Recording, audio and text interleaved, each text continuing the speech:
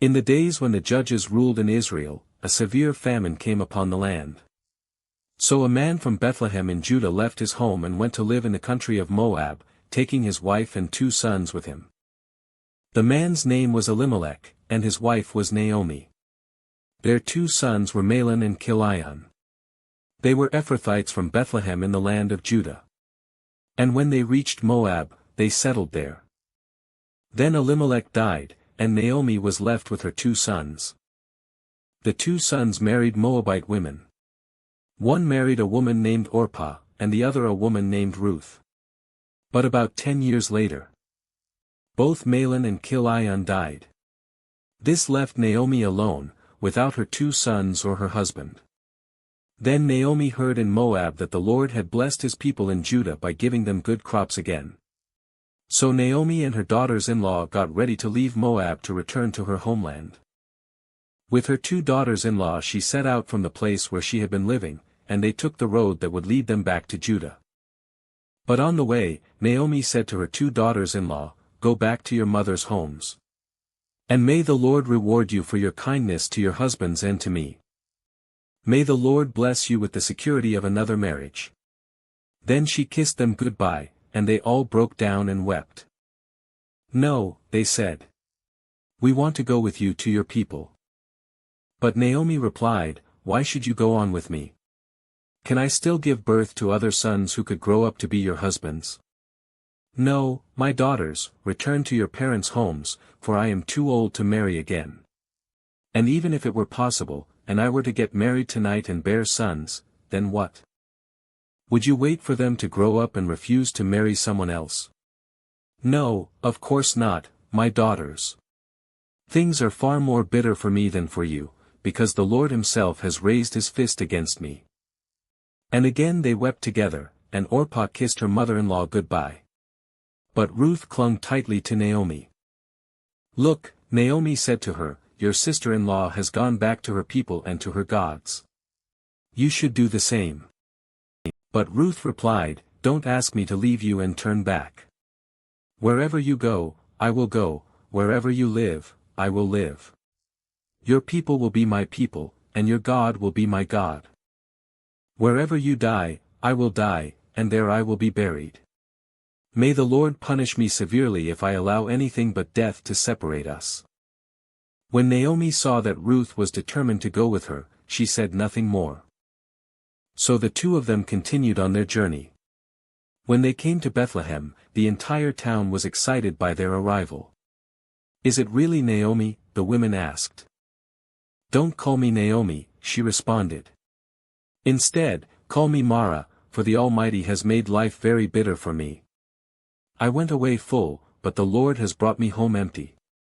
Why call me Naomi when the Lord has caused me to suffer and the Almighty has sent such tragedy upon me?" So Naomi returned from Moab, accompanied by her daughter-in-law Ruth, the young Moabite woman. They arrived in Bethlehem in late spring, at the beginning of the barley harvest. Now there was a wealthy and influential man in Bethlehem named Boaz, who was a relative of Naomi's husband, Elimelech. One day Ruth the Moabite said to Naomi, "Let me go out into the harvest fields to pick up the stalks of grain left behind by anyone who is kind enough to let me do it." Naomi replied, "All right, my daughter, go ahead." So Ruth went out to gather grain behind the harvesters. And as it happened, she found herself working in a field that belonged to Boaz, the relative of her father-in-law, Elimelech. While she was there, Boaz arrived from Bethlehem and greeted the harvesters. "The Lord be with you," he said. "The Lord bless you," the harvesters replied. Then Boaz asked his foreman, "Who is that young woman over there? Who does she belong to?" And the foreman replied, "She is the young woman from Moab who came back with Naomi. She asked me this morning if she could gather grain behind the harvesters. She has been hard at work ever since, except for a few minutes' rest in the shelter." Boaz went over and said to Ruth, "Listen, my daughter. Stay right here with us when you gather grain, don't go to any other fields. Stay right behind the young women working in my field. See which part of the field they are harvesting, and then follow them. I have warned the young men not to treat you roughly. And when you are thirsty, help yourself to the water they have drawn from the well."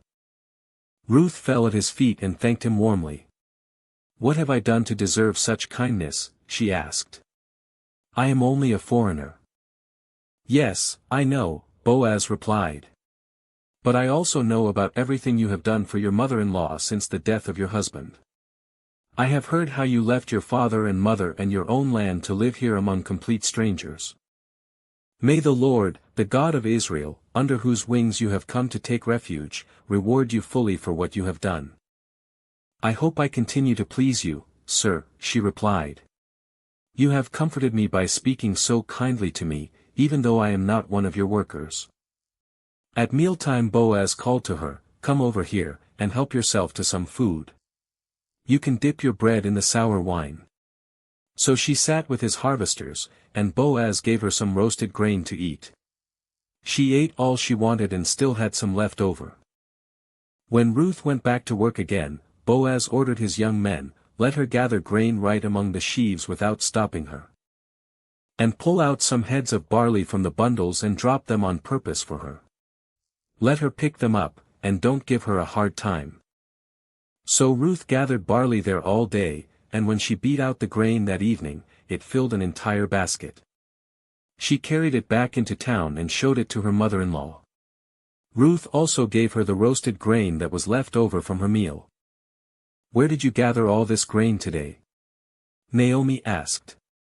"Where did you work? May the Lord bless the one who helped you." So Ruth told her mother-in-law about the man in whose field she had worked. She said, "The man I worked with today is named Boaz. May the Lord bless him." Naomi told her daughter-in-law, "He is showing his kindness to us as well as to your dead husband. That man is one of our closest relatives, one of our family redeemers." Then Ruth said, "What's more, Boaz even told me to come back and stay with his harvesters until the entire harvest is completed." "Good!" Naomi exclaimed. "Do as he said, my daughter. Stay with his young women right through the whole harvest.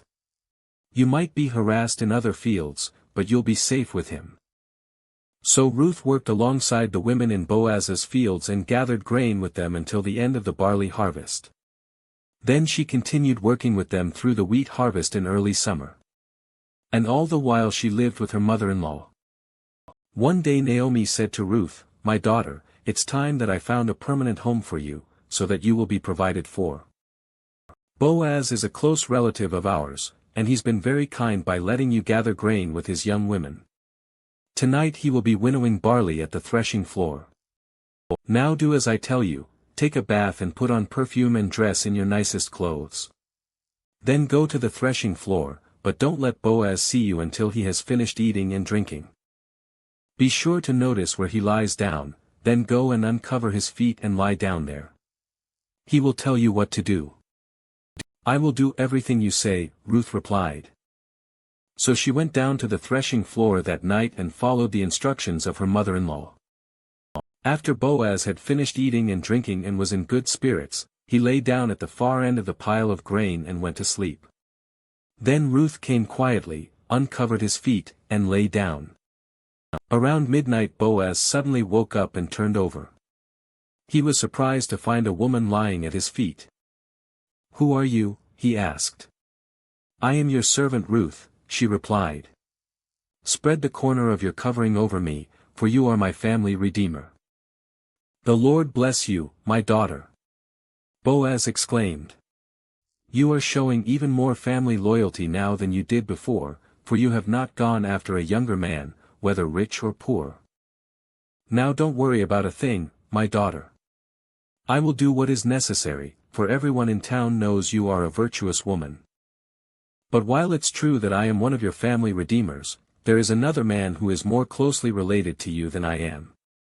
Stay here tonight, and in the morning I will talk to him. If he is willing to redeem you, very well. Let him marry you. But if he is not willing, then as surely as the Lord lives, I will redeem you myself. Now lie down here until morning." So Ruth lay at Boaz's feet until the morning, but she got up before it was light enough for people to recognize each other. For Boaz had said, "No one must know that a woman was here at the threshing floor." Then Boaz said to her, "Bring your cloak and spread it out." He measured 6 scoops of barley into the cloak and placed it on her back. Then he returned to the town. When Ruth went back to her mother-in-law, Naomi asked, "What happened, my daughter?" Ruth told Naomi everything Boaz had done for her. And she added, "He gave me these 6 scoops of barley and said, 'Don't go back to your mother-in-law empty-handed.'" Then Naomi said to her, "Just be patient, my daughter, until we hear what happens. The man won't rest until he has settled things today." Boaz went to the town gate and took a seat there. Just then the family redeemer he had mentioned came by, so Boaz called out to him, "Come over here and sit down, friend. I want to talk to you." So they sat down together. Then Boaz called 10 leaders from the town and asked them to sit as witnesses. And Boaz said to the family redeemer, "You know Naomi, who came back from Moab. She is selling the land that belonged to our relative Elimelech. I thought I should speak to you about it so that you can redeem it if you wish. If you want the land, then buy it here in the presence of these witnesses. But if you don't want it, let me know right away, because I am next in line to redeem it after you." The man replied, "All right, I'll redeem it." Then Boaz told him, "Of course, your purchase of the land from Naomi also requires that you marry Ruth, the Moabite widow. That way she can have children who will carry on her husband's name and keep the land in the family." "Then I can't redeem it," the family redeemer replied, "because this might endanger my own estate. You redeem the land, I cannot do it." Now in those days it was the custom in Israel for anyone transferring a right of purchase to remove his sandal and hand it to the other party. This publicly validated the transaction. So the other family redeemer drew off his sandal as he said to Boaz, "You buy the land." Then Boaz said to the elders and to the crowd standing around, "You are witnesses that today I have bought from Naomi all the property of Elimelech, Kilion, and Mahlon. And with the land I have acquired Ruth, the Moabite widow of Mahlon, to be my wife. This way she can have a son to carry on the family name of her dead husband and to inherit the family property here in his hometown. You are all witnesses today." Then the elders and all the people standing in the gate replied, "We are witnesses.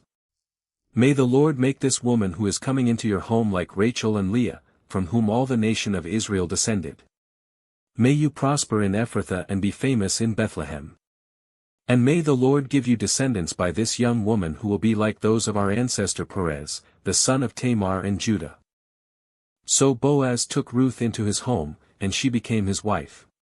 When he slept with her, the Lord enabled her to become pregnant, and she gave birth to a son. Then the women of the town said to Naomi, "Praise the Lord, who has now provided a redeemer for your family. May this child be famous in Israel. May he restore your youth and care for you in your old age. For he is the son of your daughter-in-law who loves you and has been better to you than 7 sons." Naomi took the baby and cuddled him to her breast. And she cared for him as if he were her own. The neighbor women said, "Now at last Naomi has a son again." And they named him Obed.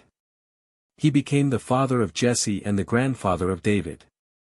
This is the genealogical record of their ancestor Perez. Perez was the father of Hezron. Hezron was the father of Ram. Ram was the father of Amminadab. Amminadab was the father of Nahshon. Nahshon was the father of Salmon. Salmon was the father of Boaz. Boaz was the father of Obed. Obed was the father of Jesse. Jesse was the father of David.